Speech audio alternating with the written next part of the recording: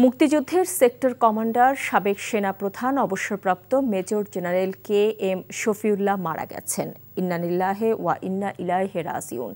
সকাল 10টার দিকে ঢাকার সম্মিলিত সামরিক হাসপাতালে অফিসার্স ওয়ার্ডে চিকিৎসাধীন অবস্থায় তার মৃত্যু হয়। কে.এম. শফিউল্লাহর জানাজার নামাজ আজ দুপুর 1:30টায় রূপগঞ্জ থানা সংলগ্ন আব্দুল হামিদ উচ্চ বিদ্যালয়ের মাঠে অনুষ্ঠিত হবে।